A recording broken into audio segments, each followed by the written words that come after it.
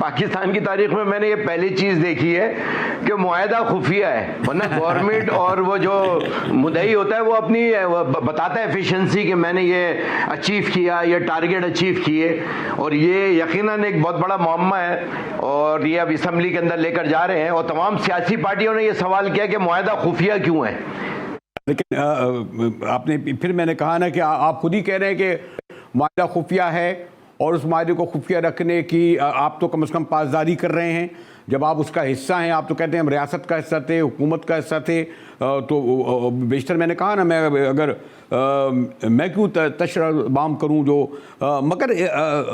قاضی صاحب آپ کی بھی سنی تحریک ہے، اور میں نے دیکھا ابھی جب 12 ربیع الاول آتا ہے، پورے 12 دن ہوتے ہیں، اور بھی جو مقدس ہمارے دن ہیں اس موقع پہ آپ جلسے کرتے ہیں، جلوس نکالتے ہیں، ریلیاں نکالتے ہیں، باقی سڑکیں ہی بند ہوتی ہیں، مگر اس میں ملیٹنسی کا پہلو نہیں ہوتا،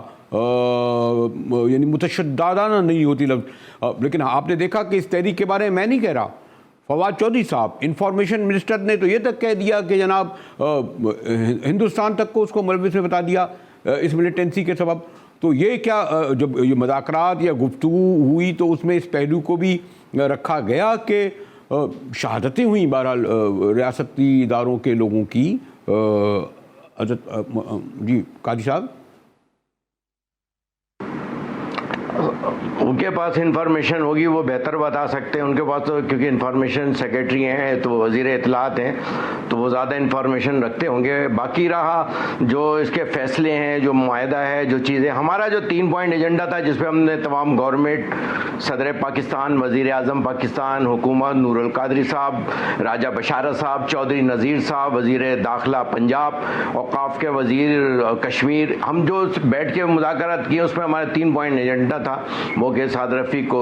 رہا کریں قانون کے طور پہ، جو بھی ہے، جو قانونی پروسیس ہے، اور اس کے اندر جو اس کو کورٹ نے جب آرڈر کیا ہے تو اس کو ریلیز کر دیں۔ دوسرا ہمارا یہ تھا کہ جو کیسز وغیرہ کا ہے اس کے اوپر ہے، لیکن یقیناً جب مفتی صاحب آخر میں آئے اور مفتی صاحب نے گارنٹی لی اور مفتی صاحب نے کہا کہ ہمارا یہ اس سے فرانسی صدر کے اس سے کوئی تعلق نہیں ہے، اور وہ اس سے وڈرا ہو گئے، اور اس کے وڈرا ہونے کے بعد یقیناً وہ 2-3 باتیں رہ گئی تھی، ایک رضوی کی رہائی، سعد رضوی صاحب کی رہائی تھی، اور 2 موقع وہ تھے کہ بینڈ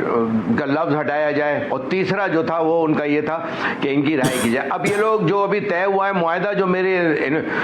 کچھ ذرائع سے پتہ چلا ہے مجھے کہ اس میں یہ ہے کہ 3 تاریخ شاید تاریخ پڑ رہی ہے، تو انہوں نے 7 دن کا وعدہ کیا ہے گورنمنٹ نے ان کے ساتھ، جس کے گارنٹر مفتی منیب الرحمان صاحب ہیں، اور بشیر سیلانی ہیں، ویلفیئر کے چیئرمین بشیر فاروقی صاحب ہیں، انہوں نے گارنٹی لی ہے اس معاملات کی کہ وہ یہ سب چیزوں کو پرامن کریں گے۔ تو انہوں نے یہ کہا کہ ٹھیک ہے، جب تک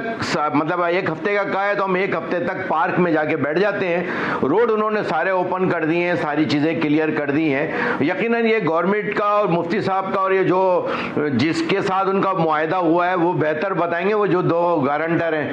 گارنٹر دونوں بھی بڑے ہیں، میں سمجھتا ہوں کہ ہمارے تو پر جل جائیں گے، تو ہم اپنے پر بھی بچانے ہیں ہم نے۔